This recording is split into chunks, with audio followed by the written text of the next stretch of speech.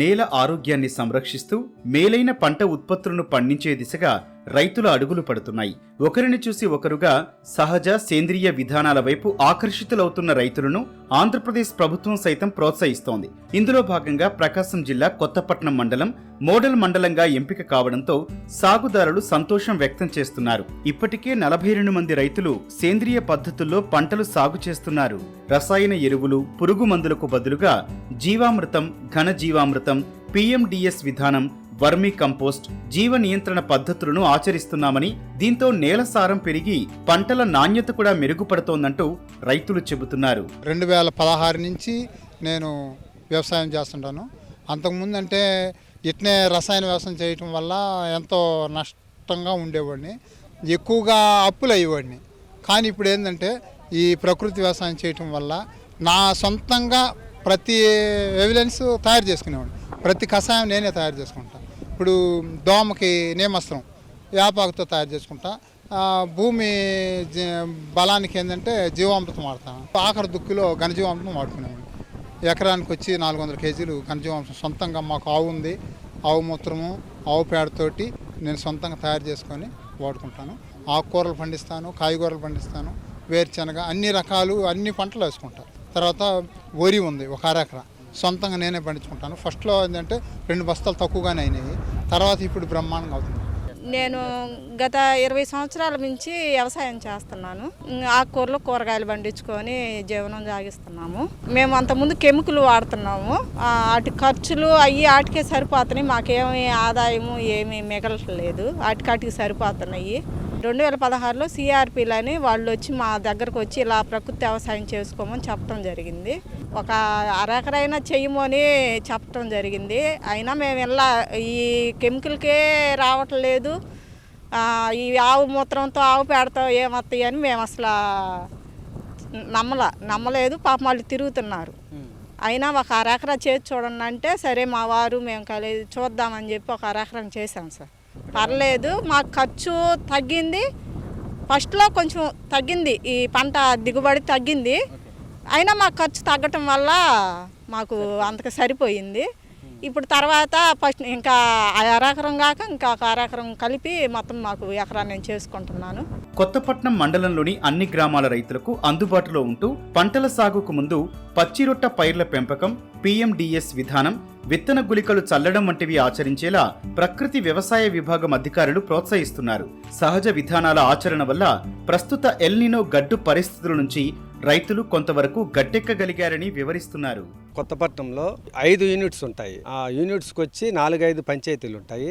వాళ్ళకు వచ్చి ఒక FMT ఉంటారు. FMT అంటే ఫార్మరు మాస్టర్ ట్రైనర్. ఒక్కొక్క FMT కింద 5-6 మంది ICRPs ఉంటారు. ప్రతి ICRPకి ఒక గ్రామీణ సంఘము ఉంటుంది. వాళ్ళ పరిధిలో రైతులు వచ్చి ఒక్కొక్క మ్యాక్సిమం ఒక 120 ఫార్మర్స్, 150 ఫార్మర్స్ వరకు ఉంటారు ఒక్కొక్క ICRP. ఆ విధంగా మా మండలంలో 32 మంది ICRPs ఉన్నారు, 5 మంది FMTs ఉన్నారు. ఈ విధంగా మేము మొత్తము మా మండలపైన మొత్తం తీసుకునేటప్పటికి 42 మంది క్యాడర్స్ ఉన్నారు. మేము అందరం కూడా ఏప్రిల్ నుంచి అగ్రికల్చర్ ఇయర్ స్టార్ట్ అయినటువంటి మాకు PMDS క్యాంపెయిన్ అని జరుగుతున్నాయి. మనకు వర్షాధార భూములు, ప్రీ మాన్సూన్ డ్రై సోయింగ్, ఋతుపవనాలకు అనుగుణంగా వేసే విధానము, దాన్ని మనము ఈ ఎల్నినో ప్రభావం వల్ల, తక్కువ వర్షపాతంతో పంటలు పండేటువంటి మొదటగా మనము ఈ విత్తన గుళికలు అనేటివి మేము క్యాడర్స్ అయితే 30 రకాలు వేస్తాము. అదే రైతులైతే 15 కిలోలు, 18 నుండి 20 రకాలు అట్లా కిట్టు తయారు చేస్తాము. ఆ కిట్టు వచ్చి మ్యాక్సిమం మాకు 800 పడుతుంది కిట్టు. అవి 25 రకాలు ఉంటాయి. ఈ విధంగా మొబిలైజేషన్ చేసుకుంటూ మనకు వర్షాధార భూముల్లోనూ మేము విత్తన గుళికలు చేసి, మా మండలంలో వర్షాధార భూములు 3 గ్రామాలు ఉన్నాయి.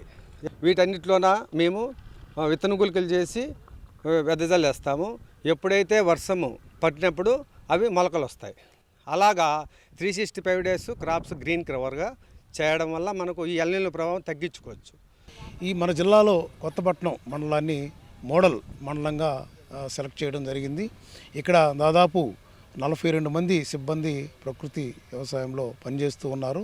వీళ్ళందరూ కూడా రైతుకు సంబంధించినటువంటి ఈ యొక్క విఓస్ ద్వారా, గ్రామ ఐక్య సంఘాల ద్వారా, ఎస్హెచ్జి గ్రూపుల ద్వారా ప్రతి గ్రామంలో అవేర్నెస్ కలిగించి భూమిని కాపాడుకొని భూమి ఆరోగ్యాన్ని, మనుషుల ఆరోగ్యాన్ని, అలాగే సమాజ ఆరోగ్యాన్ని కాపాడుకోవాలనే ఒక నినాదంతో రైతుల అవగాహన కల్పించడం జరిగింది. ఆ క్రమంలో భాగంగా ఒక selected farmers, interested farmers, women ఫార్మర్స్ని తీసుకొని స్టార్ట్ చేయడం జరిగింది. ప్రధానంగా పిఎండిఎస్ అంటే ప్రధాన పంటకు ముందుగా దాదాపు 15 నుంచి 30 రకాల విత్తనాలు, అన్ని రకాల జాతుల విత్తనాలను ఎదబెట్టుకొని అది 45 రోజులప్పుడు దాన్ని మళ్ళా అమ్ముకోవడానికి అవకాశం ఉంటుంది. లేదంటే భూమిలో కలిసి ఉన్నట్లయితే సేంద్రియ కర్బనం బాగా పెరుగుతుంది, సూక్ష్మ క్రిముల ఒక చలనం ఎక్కువగా ఉంటుంది. కాబట్టి భూమి కుళ్ళి మంచిగా ప్రధాన పంట ఎదుగుదలకు ఉపయోగపడుతుంది. అలాగే రసాయనిక పదార్థాల వాడకాన్ని తగ్గించుకోవచ్చు. అన్ని రకాల పోషకాలు భూమిలో నిల్వ ఉంటాయి కాబట్టి అది కొంతమంది రైతులకు అలవాటు చేయడం జరిగింది. అదేవిధంగా అది అయిపోయిన తర్వాత ప్రధాన పంట ఏదైతే వేరుశనగ ఉందో లేదా వెజిటబుల్స్ ఉన్నాయో దానికి మంచి క్వాలిటీ వస్తూ ఉంది. పైలట్ ప్రాజెక్టుగా ప్రారంభమైన ఈ కార్యక్రమం ఆశించిన ఫలితాలు ఇస్తుండటంతో మరింత మంది రైతులు ప్రకృతి వ్యవసాయం వైపు ఆసక్తి చూపుతున్నారు. కొత్తపట్నం మోడల్ విజయవంతమైతే జిల్లాలోని ఇతర మండలాలకు కూడా విస్తరించే అవకాశం ఉందని అధికారులు భావిస్తున్నారు.